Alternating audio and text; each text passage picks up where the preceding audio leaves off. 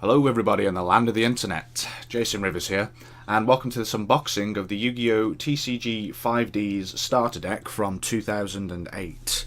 As I mentioned in the previous video, I picked this up from chaoscards.co.uk, so if you are UK based and you want to buy Yu-Gi-Oh! Cards, go there because they are the best, in my opinion, but yeah. Right then, I think we should just go straight into it and get it open.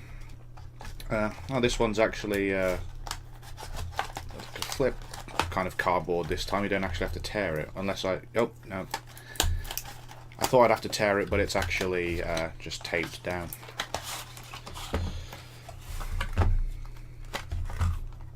And so right, I believe yep, this will be the rule book, but that might not apply now because, you know, of all the other new rules and stuff. And of course we get a playmat, if I can get it open. It's just a standard playmat, there's nothing too special about it really, just showing you all the kind of different zones. Yeah, nothing too special about that. And of course we get the deck itself, so I will place these cards into the sleeves and then we shall have a look through them. Okay, so now that the cards are in their sleeves, let's have a look at them. And I'll try not to knock my camera in the process. Okay, so for the hollows, we have an ultra rare Junk Warrior. It requires 1 Junk Synchron and 1 or more non-tuner monsters. When this card is synchro summoned, it gains attack equal to the total attack of all level 2 and low monsters on the field. So obviously going to be pretty good if you have a lot of low level monsters, because you can boost his attack, just absolutely skyrocket it. We have a super rare Gaia Knight, the Force of the Earth. It requires 1 tuner and 1 or more non-tuner monsters, and it's a 2600 beta. And we have a super rare Colossal Fighter, 1 tuner plus 1 or more non-tuner monsters, and it gains 100 attack for every warrior monster in the graveyard. When it's destroyed by battle and sent to the graveyard, you can special summon 1 warrior monster from either player's graveyard, so it's pretty cool.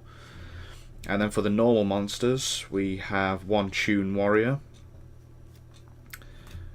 1 Water Spirit, Axe Raider, Dark Blade, Charcoal Inpachi, Woodborg Inpachi, Spiral Serpent, Renge or Rengi, I think, Gatekeeper of Dark World, and Atlantean Pikeman.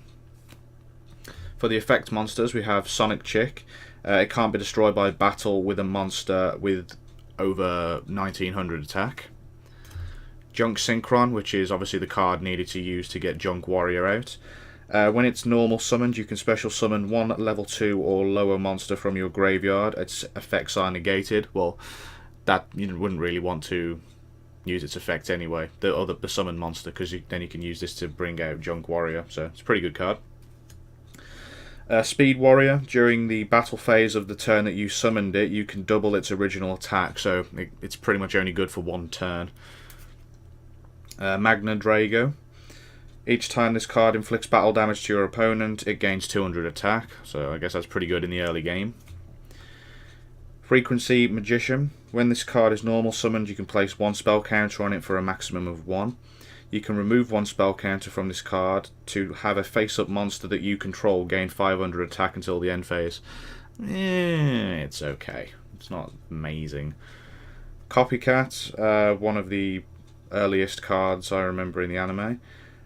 When this card is summoned, select 1 monster that your opponent controls, and this card's attack and defense become equal to that monster. So this would be good when your opponent summons out the beasts, you know, the giant monsters with about 4000 attack or so. UFO Turtle. When this card is destroyed by battle and sent to the graveyard, you can special summon 1 fire monster with 1500 or less attack from your deck in face-up attack position, so good for getting out more monsters. Mystic Tomato, it's the exact same as UFO Turtle except for, you know, dark monsters. Marauding Captain. Your opponent cannot select another warrior monster that you control as an attack target. Yeah, that's right, I did read that right. When this card is normal summoned, you can special summon one level 4 or lower monster from your hand. So, again, good for getting out more monsters. Exiled Force. You can tribute this card to destroy one monster on the field, so this will be good in the end game. For spells, we have Synchro Boost. The equipped monster gains 500 attack and its level increased by 1. Synchro Blast Wave. Activate while you control a face-up Synchro monster and destroy one monster that your opponent controls. So that's actually pretty good, and don't know why more people use that if they're running like Synchro decks. Each time you Synchro summon a monster, inflict 500 damage to your opponent. Sorry, that was called a Synchronized Realm. The Warrior Returning Alive. Add one Warrior monster from your graveyard to your hand. Smashing Ground. Destroy one monster that your opponent controls that has the highest defense. Rush Recklessly. Target one face-up monster that has 700 attack until the end of the turn. Monster Reincarnation. Discard one card and add one monster card from your graveyard to your hand, so it's essentially an exchanging card, really.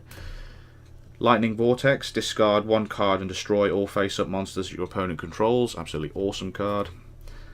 Twister. Pay 500 life points to destroy one face-up spell or trap card. Not too sure about that. Double Summon. You can normal summon one additional time this turn. You can only gain this effect once per turn, so that's pretty good, I guess. It's just a normal spell card, though. If it was a continuous spell card, I guess it would be a lot better.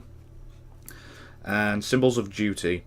Send one normal monster you control to the graveyard and select and special summon one monster from either graveyard and equip it with this card. When this card is removed from the field, it destroy the equipped monster. And finally, for the traps, Threatening Roar. Your opponent cannot declare an attack this turn. Scrap Iron Scarecrow. Activate when an opponent's monster declares an attack. Negate the attack and then set this card face down instead of destroying it. So that's pretty good if you are, in a bit of a tight situation. Miniaturize. Select one monster with 1000 or more original attack, and then it loses 1000 attack, and its level is reduced by 1. When that monster is removed from the field, destroy this card. So I guess this would be pretty good if you were trying to reduce the level of a certain monster if you want to synchro summon. Spellbinding Circle, one of the oldest cards I can remember in the original anime. Select one monster your opponent controls. It cannot attack or change its battle position, and when the monster is destroyed, destroy this card. I also think that in the anime you also lose attack points as well. So. Backup Soldier. Activate only if there is 5 or more monsters in your graveyard. Add 3 non-effect monsters with 1500 or less attack from your graveyard to your hand. That's okay, I guess. Trap Hole. Activate only when your opponent normal summons or flip summons a monster with 1000 or more attack and destroy that monster. Sakuretsu Armor. Destroy an attacking monster, I guess. That's pretty much what it is. Divine Wrath. Discard one card from your hand to negate the activation of an effect monster's effect and destroy it. 7 Tools of the Bandit. Pay 1000 life points to negate the activation of a trap card and destroy it. And finally, Birthright. Select one normal monster from your graveyard and special summon it in face-up attack position. When this card is removed from field, destroy that monster, and vice versa. So yeah, that's the deck. I mean, it's not the best. It's not the best of decks, but for the time, I guess it was pretty okay. Especially with the synchro monsters that you actually get, Junk Warrior, Gaia Knight, and Colossal Fighter. But yeah, that's the video, guys. I hope you enjoyed it. Please like this video, comment down below, subscribe for future content, and I shall see you all in the next video, which will be the opening of the 2009 starter deck.